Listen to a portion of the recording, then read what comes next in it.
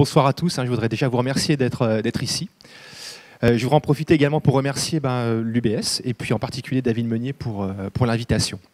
Donc l'intitulé de ma conférence est Îles éparses, les joyaux de la République. Donc le projet pour ce soir, c'est de vous parler de territoires français qui sont finalement assez peu connus du grand public. Et je dois même vous avouer qu'en fait, en termes de scientifiques, on a des activités là-bas depuis très peu de temps.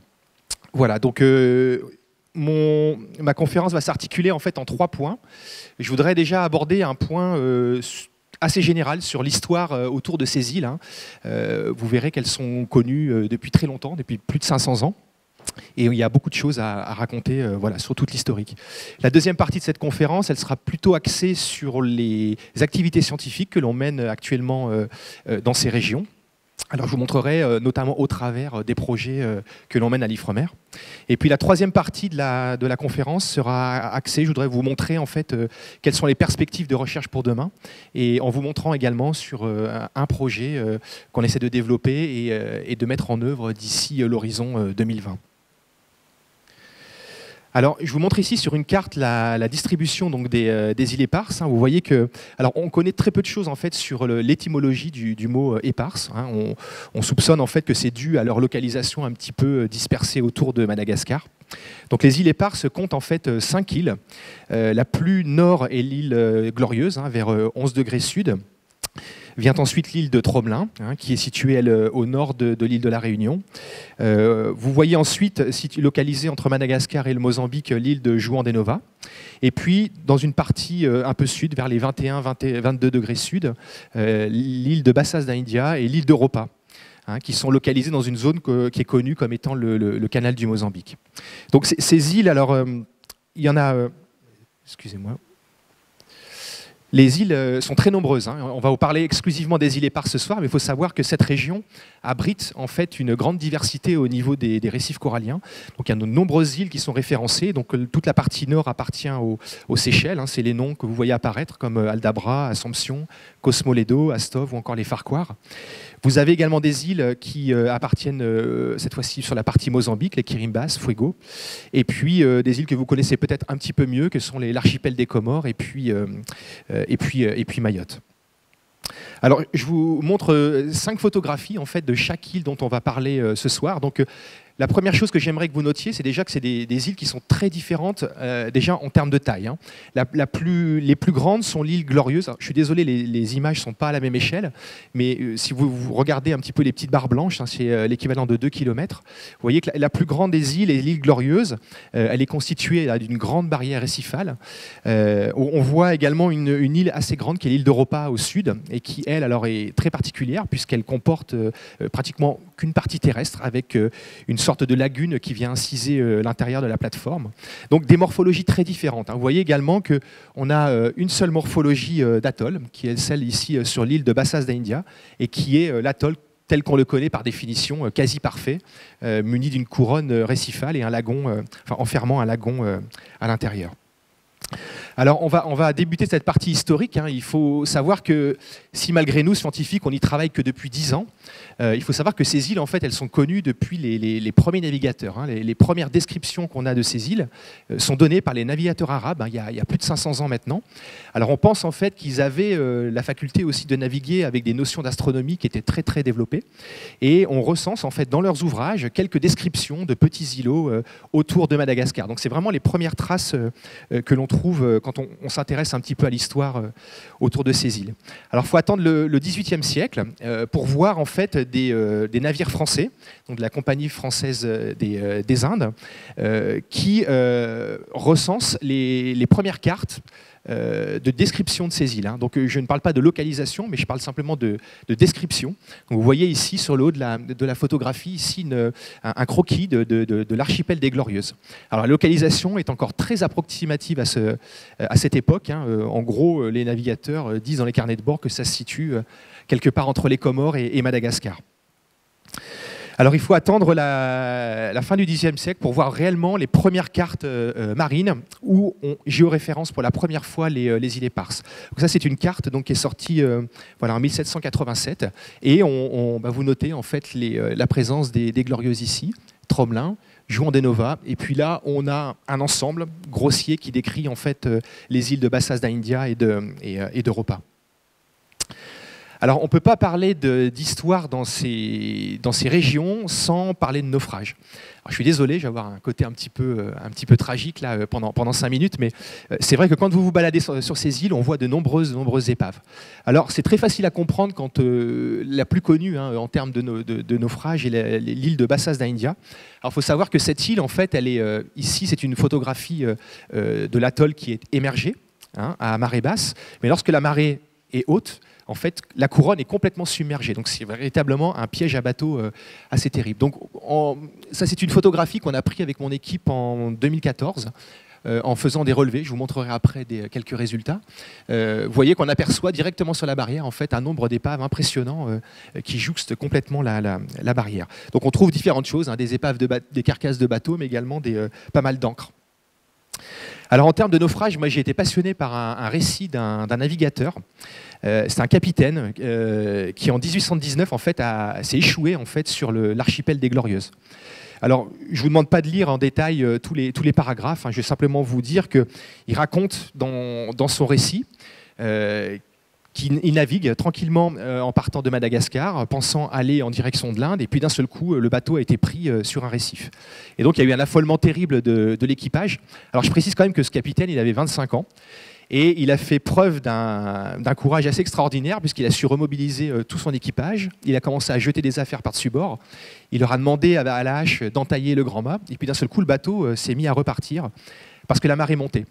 Et ensuite, il a jeté l'ancre et ça a été un des premiers hommes à découvrir en fait, les îles éparses. Donc il a pris son canot, il a débarqué à pied et il relate des choses qui sont assez précises sur la végétation, sur la faune, sur les différents paysages. Et notamment, il débarque sur un tout petit îlot dont il donnera le nom de la goélette en fait, qui s'est écrasée pas loin et qu'il appellera l'île d'Ulysse. Et dans sa description, en fait, voilà ce qui se passe. Il est arrivé en fait, sur cet archipel. On pense que le naufrage a eu lieu par ici. Donc il décrit... alors, la Grande Glorieuse était connue, il l'avait sur ses cartes marines. Par contre, il a vu qu'il y avait d'autres îles qui apparaissaient. Alors, il nomme celle-ci l'île verte, puisqu'il voit que c'est couvert de végétation.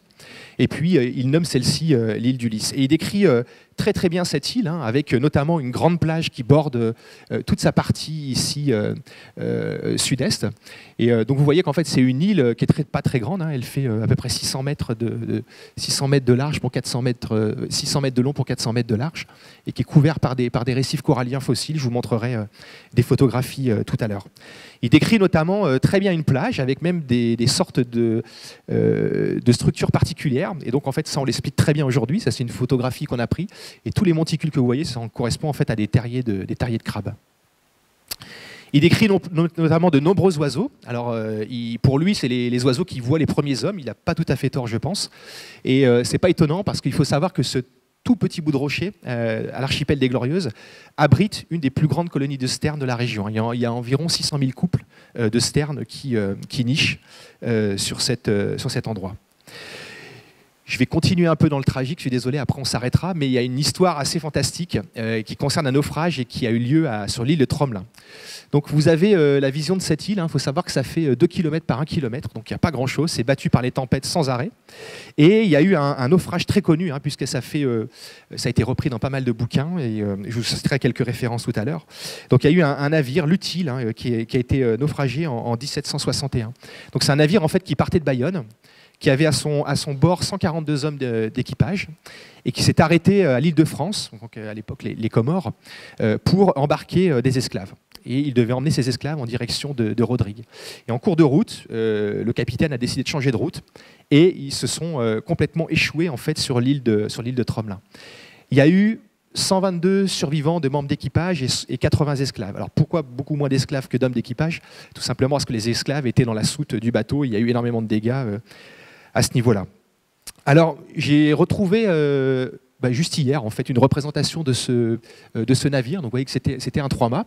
Et si vous vous baladez aujourd'hui sur les plages de Tromelin, vous voyez encore gisaient ici les canons, en fait, les canons du bateau. Alors, pour la petite histoire, en fait, les hommes d'équipage ont mis 2 mois à reconstruire une embarcation de fortune pour gagner Madagascar. Ils ont laissé les esclaves sur l'île de Tromelin avec la promesse de venir les rechercher. C'est ce qui s'est passé, sauf qu'ils ont attendu 15 ans. Donc imaginez, sur une île qui fait 2 km sur 1 km, 80 esclaves voilà, qui ont dû survivre, donc ils ont creusé des puits pour trouver de l'eau, ils ont fabriqué des outils avec ce qu'ils ont pu trouver, voilà, des cuillères pour manger. Ils se sont nourris essentiellement de tortues, d'oiseaux. Et au bout de 15 ans, il y a quelqu'un qui s'appelle le chevalier de Tromelin qui est venu les récupérer. Et il a récupéré en tout 7 femmes et un enfant. Voilà, donc pour la petite histoire. Et donc il donna le nom, le chevalier de Tromelin donna le nom à l'île de Tromelin. Voilà, juste pour info, il y a une excellente BD qui est parue à ce sujet et également un très bon bouquin voilà, écrit par Irène Frein. Alors, on va parler maintenant un petit peu, pour terminer un peu cet aspect historique, de la relation entre ces îles et la France, parce que je pense que c'est important de vous en parler ce soir. Il y a eu, en fait, on retrouve dans les documents des documents qui attestent en fait de la prise de possession de la France. Donc ça, c'est des documents qui vous montrent voilà, qu'en 1897, il y a un navire qui a débarqué sur les îles avec des hommes qui ont planté des drapeaux. Et qui ont revendiqué voilà, ces territoires français. Il y a eu 21 coups de canon qui a été tiré suite à chaque découverte. Donc ça, c'est assez bien documenté. Et puis après, la France a continué certaines activités. Donc là, je vais vous parler d'un exemple de Juan-de-Nova, donc qui est une île juste à l'ouest de Madagascar. Et donc, il y a eu une prise de possession en 1896. Et la France a commencé en fait, à faire des exploitations de ressources. Alors les ressources sur ces îles, c'est essentiellement du guano. Alors, je ne sais pas si tout le monde sait ce qu'est le guano, mais ce sont des excréments d'oiseaux hein, qui, selon les années d'accumulation, eh bien, font des couches qui sont très enrichies en phosphate. Et à l'époque, le phosphate était très recherché. Et donc, il y a eu une première exploitation qui a commencé en 1896 et qui a dû perdurer dans les années 70. Aujourd'hui, sur ces îles, alors tout au moins sur Juan-de-Nova, Glorieuse et Europa, on trouve des stations météo et puis des bases militaires. Aujourd'hui, il y a toujours des militaires présents qui se relaient tous les 40 jours, voilà, entre 14 et 15 militaires qui représentent donc l'autorité française sur ces îles. Pour ce qui est de la petite histoire sur l'exploitation des ressources et notamment du phosphate, on retrouve sur ces îles des témoins de cette activité. Donc ça, c'est la maison d'une personne qui avait monté une société, c'est la Société des îles françaises malgaches, pour l'exploitation du guano. Alors les installations étaient en partie détruites pendant la guerre pour éviter les pillages et ont été reconstruites et notamment agrandies dès les années 60. Et puis en 68, il y a eu une révolte ouvrière et toute activité a cessé. Excusez-moi. Donc voilà, aujourd'hui, je vous l'ai dit tout à l'heure, il y a le drapeau français qui flotte. Je vous ai représenté ici l'entrée du camp militaire. Et puis, il y a également une gendarmerie. Alors ça, c'est intéressant, la gendarmerie. Il faut savoir qu'il y a un gendarme sur chaque île. Alors son rôle, il est très précis. Hein. Le gendarme a pour charge, en fait, il faut savoir que ces îles sont les plus grands sites de ponte des tortues de l'océan Indien. Et donc le gendarme, en fait, est chargé tous les jours de relever le nombre de traces et le nombre de nids de ponte, voilà, pour documenter et notamment donner des informations aux scientifiques. Alors, on va terminer cette page histoire. Je vais juste aborder un côté un petit peu plus géopolitique. Ici, il y a des chiffres où j'aimerais vous interpeller un petit peu sur la chose, en particulier la surface terrestre. Donc ça, 43 km², c'est la surface terrestre cumulée de l'ensemble de ces îles, des 5 îles. Le deuxième chiffre où je voudrais vous attirer, c'est 750 km². Donc c'est quand même des territoires avec des récifs coralliens qui sont assez développés. Et puis le troisième, c'est celui-ci. ZEE, donc ça veut dire zone exclusive économique française, donc qui représente pas loin de 640 000 km². Et donc, j'ai un autre document ici qui vous montre un petit peu le contour de ces zones françaises. Hein. Donc, je vous ai remis la définition. Donc, en fait, en matière de droit de mer, une ZEE en fait, est un espace maritime sur lequel un État peut exercer des droits souverains en matière d'exploration et d'usage des ressources. Voilà. Donc autant vous dire que ces ZEE sont très disputés, sont très contestés depuis des années avec les pays riverains, hein, que ce soit le Mozambique, que ce soit les Comores, que ce soit les Seychelles, ici Tromelin avec Maurice et puis Madagascar. Voilà. Mais je dirais qu'il y a un intérêt, en tout cas pour la France, à avoir une activité scientifique et notamment une présence dans cette zone. Alors, on va parler maintenant de science, hein, c'est aussi le propos de ma venue. Il s'est passé quelque chose de très important en 2010, qui a été en fait un colloque qui a été tenu au Sénat sur quelles pouvaient être les perspectives de recherche dans cette zone de l'océan Indien et sur ces petits territoires qui étaient très peu connus. Donc il y a eu un appel à manifestation d'intérêt dont nous avons répondu à l'IFREMER. Il y a eu environ, je crois, c'est 70 laboratoires qui ont porté un intérêt, non pas seulement français mais également européens.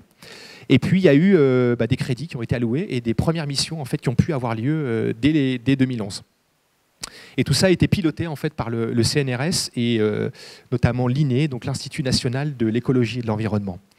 Alors j'ai eu la chance de pouvoir participer à cette première mission en 2011, donc sur le Marion Dufresne. Nous étions 70 scientifiques, donc il faut savoir que c'était une mission pluridisciplinaire. Il y avait des géologues comme moi, nous étions 5, mais il y avait également des botanistes, des anthropologues, des archéologues, des biologistes. Donc je vous ai représenté ici sur la photo un petit peu l'état des lieux des disciplines. Et donc l'idée, c'est ce que vous représentez sur cette carte, en fait, c'est qu'on a pu s'arrêter quelques jours par île. La rotation a duré 26 jours et on a pu procéder à faire les premiers relevés sur ces îles.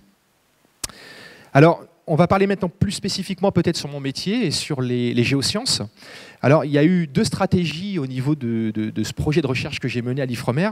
Il y a eu déjà s'intéresser aux petits fonds. Alors, par petits fonds, on entend les zones qui sont localisées entre 0 et 200 mètres de profondeur.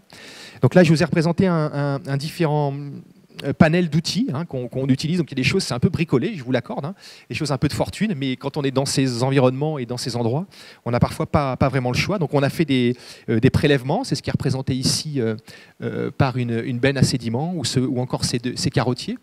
Des relevés sur les affleurements avec des relevés GPS, puisqu'on avait des positions très incertaines sur ces îles à chaque fois qu'on faisait une observation. Des relevés d'affleurement, on en parlera tout à l'heure. Et puis après, on va dire plutôt de la géophysique marine, avec des relevés de sonar latéral, de sismique. Voilà, donc ça, c'est des flûtes avec un émetteur et un récepteur qui vous permettent d'obtenir une image du substrat. Et en 2015, on a même bricolé en fait, au bout d'une perche un sondeur multifaisceau pour faire de la bathymétrie à bord d'une goélette. Voilà, donc c'est pour vous dire un petit peu les moyens qu'on doit employer. Et vraiment, je parle de bricolage, mais j'en suis pas très loin. Alors par contre, on a aussi accès à des moyens qui sont beaucoup plus conformes et beaucoup plus opérationnels, je dirais, de suite. On a également fait des acquisitions, je vous montrerai après quelques documents, par grand fond, donc au-delà de 200 mètres jusqu'à 5000 mètres de profondeur, dans ces régions. Et donc là, on utilise des moyens beaucoup plus lourds. Ici, vous avez une photo du navire l'Atalante. Et puis ici, une représentation en fait, des acquisitions qu'on peut faire avec ces bateaux. Donc on a des instrumentations qui sont fixées sous les coques et qui vous permettent de faire, au fur et à mesure du trajet et du transit, des acquisitions de bathymétrie ou de sismique. Et puis ici, on fait également des prélèvements, donc c'est plus du calibre du carottier qu'on utilise à terre. Ici, ces carottiers aujourd'hui peuvent mesurer même jusqu'à 75 mètres de long, en tout cas pour le navire, le Marion Dufresne. Et ça a été fait dans le cadre d'un projet, un grand projet de recherche en fait, dont l'IFREMER est partenaire et qui s'appelle le projet Pamela. Donc quand on débarque sur ces îles, la première chose qu'on fait en tant que géologue, c'est qu'on observe. On a la chance d'avoir un métier naturaliste et donc on observe énormément les environnements. Donc ici, vous avez une représentation d'Europa. Alors parfois c'est assez facile, parfois c'est un peu plus compliqué parce que ces îles sont un petit peu impénétrables, notamment ici par exemple dans les mangroves. Mais on observe voilà, aussi bien les dépôts de sédiments ou de roches. Ici vous avez des accumulations de blocs en fait, qui sont accumulés sur les littoraux pendant les tempêtes. Ça, ce sont des récifs coralliens fossiles. Et puis là, c'est juste une illustration de prélèvement de sédiments qu'on peut faire sur ces îles. La deuxième chose, c'est d'observer un petit peu toutes les structures qu'on peut voir en termes de distribution de ces sédiments. Par exemple, ici, vous avez des très très belles rites qui vous montrent en fait l'action à la fois de la houle et à la fois de la marée. Donc ça vous donne des indications qui sont très, très importantes sur l'hydrodynamisme qui est présent sur ces îles. J'ai parlé tout à l'heure de la bioturbation, mais on trouve également ce qu'on appelle des dalles carbonatées. Donc en fait, c'est des anciens niveaux de plage cimentés, pendant que le niveau marin était à des époques un petit peu plus haut qu'aujourd'hui. Alors ensuite, une fois ces observations de terrain réalisées, on a à notre disposition aussi des modèles numériques de terrain. Donc ça, c'est une collaboration qu'on a eue notamment avec le CHUM, qui ont acquis des données à la fois de topographie et de bathymétrie avec des systèmes aéroportés. Donc en fait, c'est des systèmes qui sont placés dans le nez des avions, qui sont des systèmes de laser et qui vous permettent d'acquérir avec des lignes de vol des données de bathymétrie et de topographie. Alors nous, c'est des informations qui sont relativement précieuses parce que vous vous doutez bien que c'est des régions où on a très peu d'informations sur la bathymétrie, en tout cas avant qu'on y soit allé travailler. Et donc on utilise tout un panel d'outils que sont les données donc, de bathymétrie, les données de photosatellites. Et puis, avec les observations terrain, on arrive en fait à produire des cartes de distribution des environnements sédimentaires. J'en ai une, par exemple, à vous représenter très rapidement. Donc ça, c'est issu d'une étudiante qu'on avait eue en thèse et qui a pu produire en fait une cartographie des différentes structures qu'on voit sur ces îles en fonction de la composition des sédiments.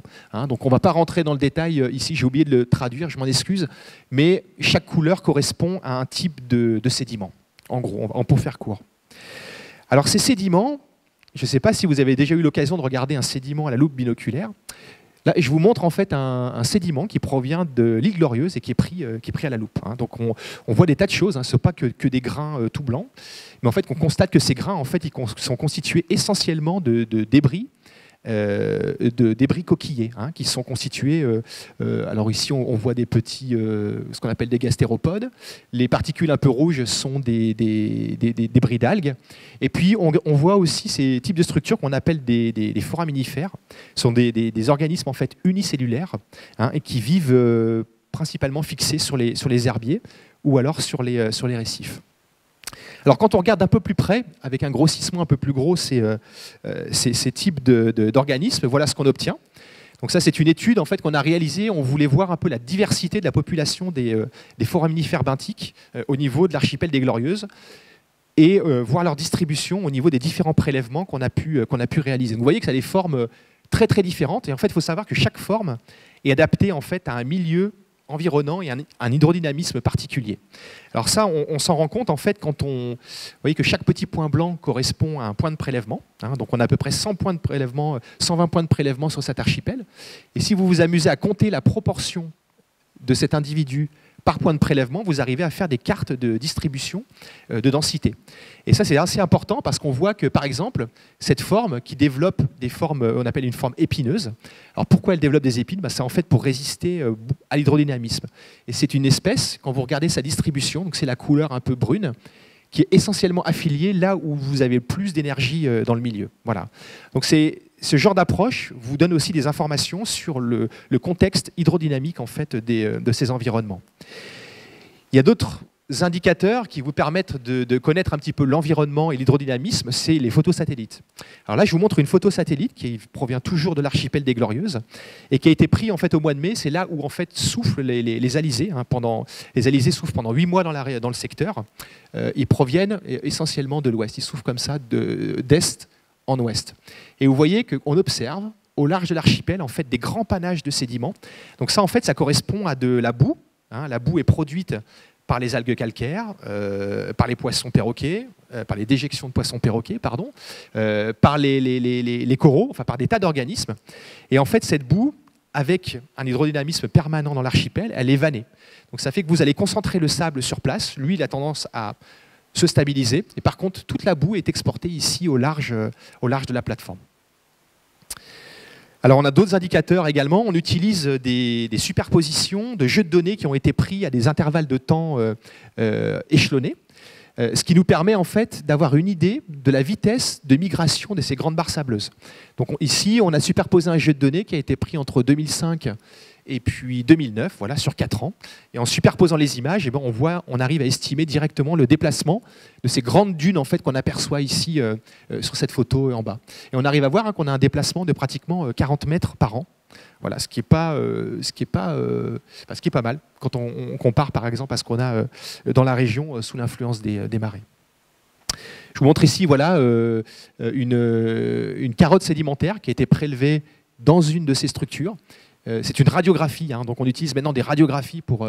vous n'avez même plus besoin d'ouvrir les carottes, vous passez comme à l'hôpital sur une radiographie et vous obtenez l'intérieur de la carotte. Vous voyez que toutes ces couches correspondent en fait à des périodes de dépôt de sable.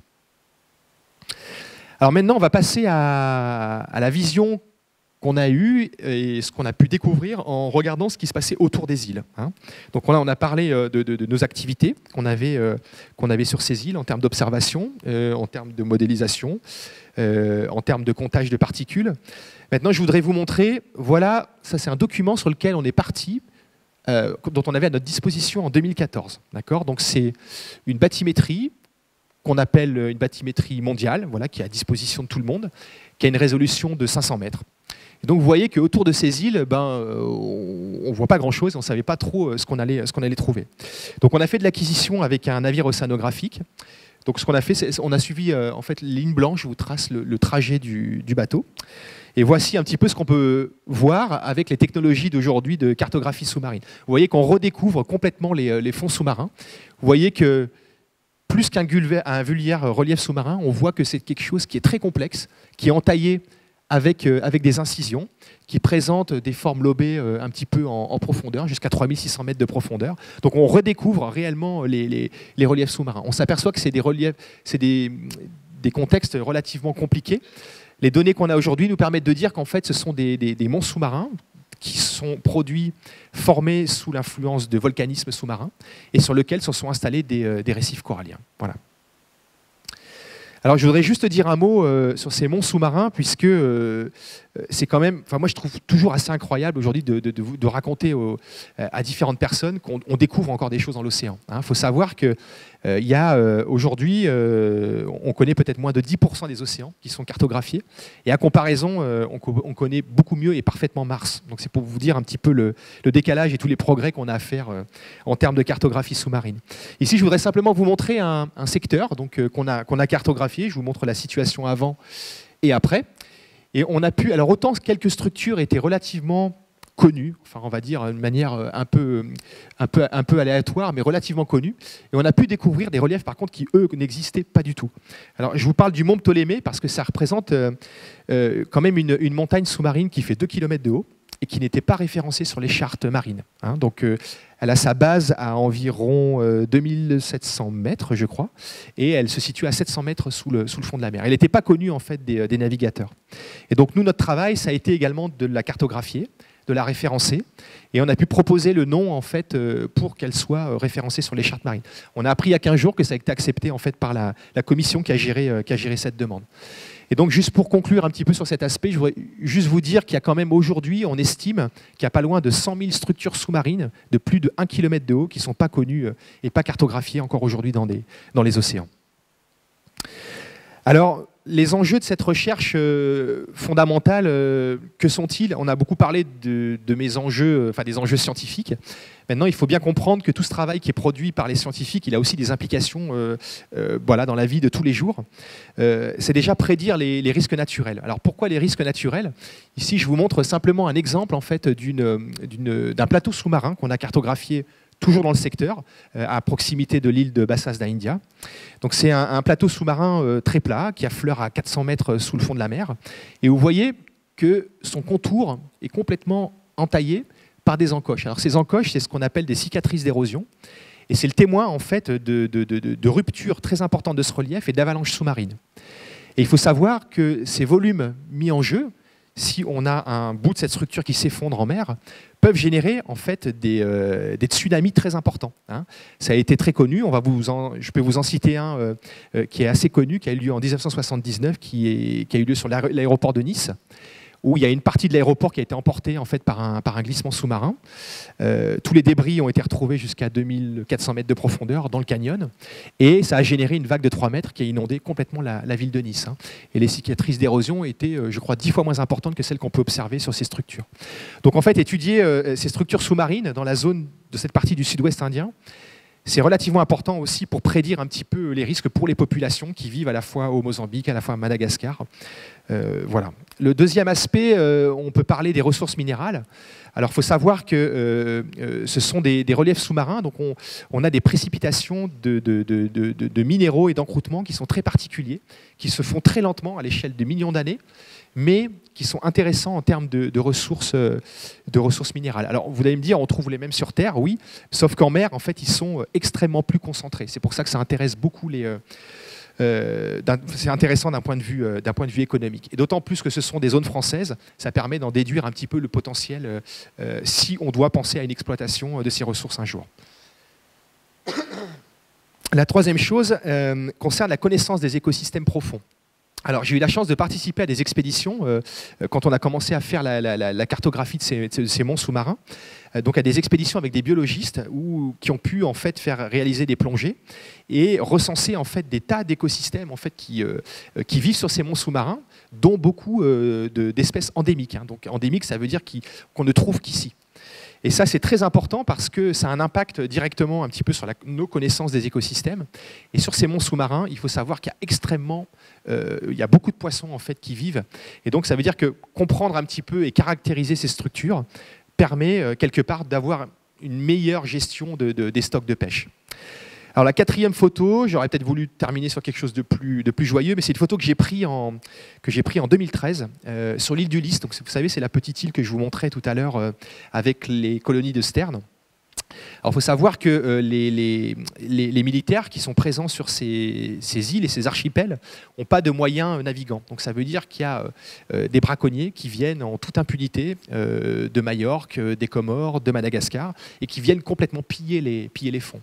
Et ils font également des dégâts écologiques monstrueux sur l'île, hein, en laissant des déchets, des matelas, des poissons morts. Voilà. Donc, je dirais que continuer à avoir aussi une activité permet en tout cas un petit peu d'avoir une idée, et alors je ne dis pas une meilleure gestion, mais en tout cas une idée de ce qui se passe en termes de braconnage. Alors on va passer à la troisième partie de mon exposé, qui concerne en fait, je voudrais simplement vous parler un petit peu des enjeux scientifiques pour demain, et en particulier dans ce secteur de l'océan Indien.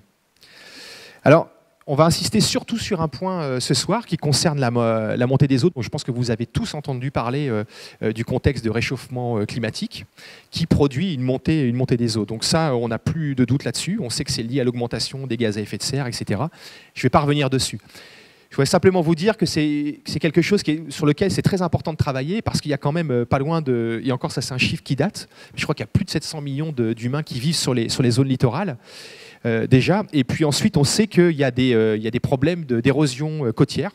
Donc la photo que vous voyez ici provient d'un endroit qui n'est pas très loin, sous Lac-sur-Mer, qui est juste au débouché de la Gironde, et on voit qu'en fait on a énormément de dégâts dus à la montée des eaux sur l'érosion littorale.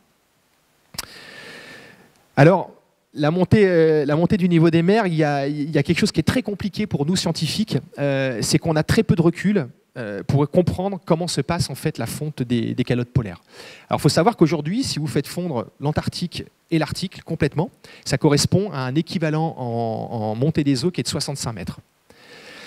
Aujourd'hui, le gros problème qu'on a, c'est qu'on enregistre la montée du niveau des mers, elle est enregistrée uniquement depuis 150 ans. Hein. On instrumente les littoraux depuis très peu de temps. Donc ça ne permet pas d'avoir un recul suffisant sur qu'est-ce qu'on peut prédire à 50, à 100 ans, à 150 ans. Et quand on regarde, on le voit tout de suite, puisque si vous regardez quelconque modélisation que vous trouverez sur n'importe quel rapport, par exemple du groupe international sur le climat, vous verrez qu'on a des incertitudes énormes. Donc ça, l'espace violet correspond à des modèles climatiques qui sont produits par les scientifiques, et vous voyez qu'on a une incertitude énorme à l'échelle 2100 sur qu'est-ce qu'on peut penser d'une élévation du niveau de mer. Tout ça, principalement dû à notre ignorance par rapport à ce qu'on connaît par rapport à la fonte et le comportement des calottes de glace. Alors vous allez me dire, qu'est-ce qu'on peut faire à tout ça? Je vais essayer de vous apporter quelques éléments de réponse. Alors, le premier, c'est un peu sur le ton de la plaisanterie, mais c'est très sérieux en même temps. C'est qu'il faut savoir qu'aujourd'hui, il y a des architectes qui travaillent sur des projets de cités flottantes. C'est très sérieux. Ils travaillent notamment beaucoup avec des archipels comme les Kiribati dans le Pacifique, qui sont en train d'évacuer toutes les populations parce qu'il y a des risques de submersion sans arrêt. Et donc ça, c'est pour le petit clin d'œil, mais il faut savoir que c'est très sérieux. Il y a des personnes qui travaillent sur des cités flottantes. Une cité comme celle-ci peut accueillir 50 000 personnes. Voilà. Alors, moi, ce n'est pas mon truc, rassurez-vous, je vais vous parler d'autre chose. Il y a une autre possibilité d'essayer de prédire un petit peu ce qui se passe, c'est de regarder ce qui a pu se produire dans le passé. Alors, pourquoi le passé? Parce que dans le passé, il y a eu des variations dans le changement du niveau de mer et du climat qui ont été assez conséquents. Donc ici, vous avez une courbe, vous avez en fait deux courbes qui sont superposées. La bleue est la courbe de variation du niveau marin, et la rouge est la variation de la pression de CO2 atmosphérique qui est mesurée en fait d'après les analyses qui sont faites dans les glaces des calottes antarctiques. Donc vous voyez déjà qu'on a un signal complètement synchrone entre climat et niveau de mer. Ensuite, vous voyez qu'on a eu des périodes où le niveau de mer était équivalent, voire plus haut qu'aujourd'hui, hein, c'est ce qui est noté ici par 0. Puis vous voyez qu'il y a des périodes en fait, où le niveau de mer était beaucoup plus bas, jusqu'à atteindre moins 120 mètres par rapport au niveau actuel. Et donc en fait, nous scientifiques, on regarde en fait ces périodes de haut niveau marin qui peuvent apporter des éléments de réponse sur, par rapport à un réchauffement passé, comment a pu se produire et comment se sont comportées les calottes de glace et qu'est-ce qu'elles ont pu produire en termes d'équivalent d'eau dans les océans. Et ça, il y a différentes périodes sur lesquelles on travaille qui sont assez bien documentées. Donc il y a 125 000 ans par exemple, hein, on sait que le niveau de mer il était à peu près 6 à 9 mètres au-dessus du niveau actuel pour des températures qui étaient à peu près équivalentes à celles d'aujourd'hui. Ce qui est intéressant, c'est de voir qu'il y a d'autres intervalles de temps, par exemple des intervalles de temps centrés sur 3 millions d'années, où on voit que le niveau de mer, alors là, on a une énorme incertitude sur ce qui a pu se produire, mais on sait qu'on documente par endroit 6 à plus de 30 mètres par rapport au niveau actuel, pour des pressions de CO2 atmosphériques qui étaient équivalentes à aujourd'hui. Donc nous, ça nous permet d'avoir des informations et de se dire, voilà, pour des intervalles de temps qui étaient aussi chauds, moins chauds, pour des hauteurs d'eau qui étaient plus hautes ou à peu près équivalentes à aujourd'hui, on arrive à avoir des informations en fait, sur le fonctionnement des calottes de glace. Juste pour vous donner un exemple, je vous présente une étude en fait, qui a été réalisée par des collègues avec qui je travaille à Aix-en-Provence, qui ont fait des forages dans des récifs à Tahiti, et ils sont amusés à regarder en fait, quel signal ils obtenaient en termes d'élévation du niveau de mer. Donc ils ont pu se baser sur cet intervalle de temps, donc depuis 20 000 ans. Donc ça c'est... Pardon, ce document est une compilation en fait, sur des données un peu mondiales. Et vous voyez qu'en fait, la remontée du niveau marin, depuis 20 000 ans, elle ne s'est pas faite de manière linéaire, mais vous voyez qu'il y a eu des à-coups. Hein. Et donc les collègues du CEREJ d'Aix-en-Provence ont travaillé sur un intervalle qui est centré sur 15 000 ans. Et leur étude a permis de fournir une information quand même relativement importante, c'est qu'ils ont remarqué qu'il y a eu 15 000 ans, il y a eu un réchauffement climatique qui a été très abrupt, une fonte des calottes qui a été très abrupte, et ça a produit une élévation du niveau de mer qui a été de l'ordre de 14 à 18 mètres en 360 ans. Donc c'est pour vous dire l'amplitude du phénomène. Aujourd'hui, on est sur des vitesses de remontée du niveau de mer qui sont de l'ordre de 1 à 2 mm par an, et eux sont en train de regarder un événement qui est avec des montées de l'ordre de 40 mm par an. Voilà. Donc tout ça interpelle, puisque pour produire une telle augmentation du niveau de mer, il faut faire fondre 1,5 fois l'équivalent du Groenland. Donc ça veut dire qu'il y a une énorme contribution de la calotte antarctique, et ça, on ne s'en doutait pas avant cette étude qui a été publiée en 2012. Alors comment est-ce qu'on fait pour étudier le niveau marin? On s'intéresse à la fois à la partie marine et à la fois à la partie terrestre. Hein. Donc la partie marine, je vous montrerai, on procède à des levées géophysiques. Et puis pour la partie terrestre, dans ce programme qu'on est en train de mener, on regarde en fait les affleurements. Alors pourquoi les affleurements? Quand vous regardez une roche, en particulier dans ces régions, vous pouvez voir en fait qu'elle est composée d'une multitude d'organismes et notamment de coraux fossiles. Donc ce que vous voyez ici, hein, toutes ces formes, ce sont des coraux hein, qui sont complètement fossilisés dans la roche. Et pourquoi aujourd'hui ils forment des roches émergées à terre? C'est simplement qu'en fait ils se sont déposés quand le niveau de mer était plus haut qu'aujourd'hui. Alors on peut faire des parallèles très, très intéressants dans ces régions. Je vous montre ici des photos à gauche qui sont prises dans les affleurements et des photos à droite qui proviennent des fonds marins aujourd'hui. Et vous voyez qu'on a quand même très peu de différence. Ici, ces très beaux coraux qu'on appelle les Acropora palmata. Vous voyez qu'on retrouve exactement les mêmes formes qui sont fossilisées dans la roche.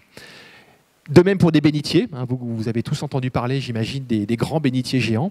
Eh bien, on les retrouve aujourd'hui fossilisés dans la roche à plus 3 mètres par rapport au niveau de mer actuel. Et donc, ces correspondances avec ce qu'on connaît aujourd'hui dans les océans nous permet d'avoir des informations en fait, sur les hauteurs d'eau et sur les vitesses de remontée en fait, du niveau de mer pour certaines époques. Alors, dans la partie marine, en fait, ce qu'on fait, c'est qu'on procède à des cartographies. Donc ici, je vous montre une cartographie. Donc c'est un endroit où on n'avait pas de données jusqu'à 2013-2015 sur la pointe de l'archipel des Glorieuses. Et alors là, c'est assez intéressant parce que vous voyez qu'on a une succession de terrasses. Hein. Donc les différentes couleurs vous marquent des niveaux bathymétriques différents qui s'approfondissent en allant vers le bleu. Et vous voyez qu'en fait, ces archipels correspondent en fait à des emboîtements de terrasses. Donc c'est des structures très très plates comme ça, et que l'on distingue très bien. Alors on fait également des relevés sismiques, hein. Vous voyez qu'on voit très bien ces niveaux de terrasse exprimés. Alors ce qui est intéressant, c'est que ces premières études ont montré que les différentes profondeurs à laquelle se trouvent ces terrasses semblent marquer en fait des périodes où le niveau de mer a stagné après des périodes de remontée très rapides depuis 20 000 ans. Et donc, c'est ce qui nous incite aujourd'hui à retourner dans ce secteur, et cette fois-ci, à avoir de l'échantillonnage. Aujourd'hui, on n'a que de l'imagerie, et ce qu'on aimerait, en fait, ce serait d'avoir de l'échantillonnage pour pouvoir forer, pouvoir collecter des coraux, pouvoir faire des datations, et avoir une meilleure prédiction, en tout cas sur ces modèles. Donc c'est un petit peu le projet dont je suis en charge, qu'on essaye de développer voilà, depuis maintenant 1 an et demi. C'est quelque chose qui ne verra pas le jour avant 2019. Donc c'est généralement un peu comme ça en science. On prend beaucoup de temps pour discuter, pour parler du projet, pour trouver des fonds, des partenaires. Mais je dirais que c'est relativement excitant pour des zones comme celle où il y a un potentiel, à mon avis, qui est relativement énorme en termes de compréhension du niveau de mer. Donc notre idée, c'est de retourner dans des secteurs comme par exemple ici l'archipel des Glorieuses. Donc vous avez représenté ici la plateforme au toit et puis la bathymétrie autour de cet archipel. Donc on a découvert en fait qu'on avait un substratum volcanique sur lequel s'est mis en place des récifs coralliens. Et ces récifs coralliens, le contact, on a pu le dater à 60 millions d'années. Donc en fait, en forant l'ensemble de ces édifices, on peut prétendre à avoir 60 millions d'années d'enregistrement de variation du niveau de mer dans ce secteur. Donc ça, c'est quelque chose, alors je ne dis pas de manière continue, mais en tout cas, on va pouvoir documenter différentes époques. Et l'idée, donc, les petits bâtonnets vous représentent les points de forage qu'on aimerait réaliser.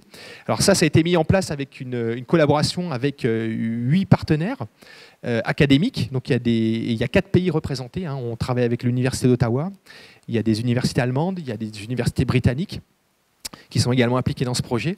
Et ce qu'on aimerait, en fait, ce serait mobiliser un bateau de l'Ifremer avec cet outil. Donc ça, c'est une foreuse fond de mer qui a été développée par un organisme allemand et qui permet en fait de récolter des carottes de roche jusqu'à 2000 mètres de profondeur et jusque sur des longueurs entre 75 et 200 mètres. Voilà. Alors, je vais terminer juste sur une chose pour vous parler peut-être d'une conviction un petit peu plus personnelle de ces projets qui sont menés dans cette zone de l'océan Indien. Il y a également des moyens qui sont proposés par des privés. Il y a notamment un couple qui est basé à Madagascar et qui a cette goélette qu'elle propose pour des expéditions scientifiques. Et ça, c'est des expériences qui sont relativement extraordinaires dans la vie d'un scientifique parce que ça permet d'avoir des moyens assez exceptionnels pour travailler et puis ça permet aussi de mutualiser les moyens. Hein. Donc je vous montre juste un exemple. On est parti en 2015 avec un groupe de géologues. Donc en gros, c'est toutes les têtes qui ne sont pas grisées sur la photographie. Donc nous, on avait des idées très précises. Hein. On était là pour travailler sur les récifs coralliens, mais on avait très peu de données concernant la nature des fonds. Hein. On n'est pas plongeur, on n'est pas équipé pour faire de la plongée sous-marine. Et on était toujours frustré un petit peu de savoir comment est-ce qu'on pouvait appréhender et quelles connaissances on pouvait avoir physiquement des fonds marins dans ce secteur. Et donc du coup, on a embarqué, donc c'était pas prévu pour ça, mais il y a eu une chance assez incroyable de faire embarquer en fait une équipe de biologistes qui a conduit un projet de recherche qui s'appelle Dimature, et eux étaient là pour travailler sur les tortues marines. Alors vous allez me dire quel est le rapport avec la géologie? Il n'y en a aucun. Il n'y en a aucun, sauf que on s'est passionné pour leurs travaux. Alors ce qu'ils ont fait, c'est qu'ils étaient là en fait pour travailler sur les tortues immatures. Hein. Donc c'est des tortues en fait qui généralement restent concentrées sur les îlots, donc ils font beaucoup de recensement. Ils posent beaucoup de bagues et ils ont eu l'idée géniale, pendant cette rotation qu'on a fait en 2015 avec eux, de déployer des caméras, des vidéos sur les carapaces des tortues, avec une antenne GPS, en espérant pouvoir retrouver la tortue le lendemain, reprendre la caméra et extraire les vidéos. Donc, alors on s'est dit, bah tiens, il y a peut-être quelque chose d'intéressant à creuser pour nous géologues qui cherchons à avoir des informations sur la nature du fond. Alors, je ne vais pas vous projeter le film ce soir parce que je préférais à la limite que vous invitiez mon collègue, ce sera peut-être voilà, pour venir, qui vienne vous en parler. Mais par contre, j'ai juste extrait quelques images qu'il a eues. Donc il faut savoir qu'ils ont déployé 9 tortues avec des GPS, ils ont pu en récupérer 6. Et ils ont monté un film. Donc là, je vous montre quelques images qui est assez extraordinaire. Donc la tortue est visiblement l'œil de l'homme et permet de voir complètement les structures sous-marines. Donc on se demandait voilà, s'il y avait par exemple des cavités sous les pâtés coralliens. Hein. Donc c'est des grandes structures coralliennes qui sont isolées comme ça dans les lagons. Et bien visiblement, voilà, la tortue, elle passe en dessous d'une très belle cavité. On se demandait à quoi pouvait ressembler la barrière récifale. Hein. On voit très bien ces fronts récifaux exprimés sur ces différentes îles. Et en fait, ça nous a donné directement des indications sur les populations de coraux qui pouvaient vivre au travers de ces fronts récifaux. Alors parfois, ce qui est intéressant, c'est que la tortue, avec sa caméra, elle fait des rencontres intéressantes. Et donc, elle rencontre d'autres tortues. Voilà, donc ça a été, c'est juste un clin d'œil. Je trouve ça assez incroyable. Et puis, on se demandait également, il faut savoir que je vous ai parlé tout à l'heure, je vous ai montré une photo satellite où on voyait de la boue qui était complètement exportée à l'extérieur de la plateforme. Cette boue, elle est produite en grande partie par des algues. Hein, c'est toutes ces petites algues que vous voyez ici. Et on n'avait aucune idée de la distribution de ces algues au niveau de ces archipels. Et donc, en fait, on essaye de mettre en place, donc j'essaye de convaincre mon ami biologiste d'avoir un travail en commun, parce que réellement, tout ce travail qui n'a rien à voir au départ avec l'activité qu'on pouvait produire en géosciences marines, peut nous fournir des informations qui sont réellement importantes. Voilà. Écoutez, j'en ai fini. Je vous remercie pour votre attention et si vous avez des questions.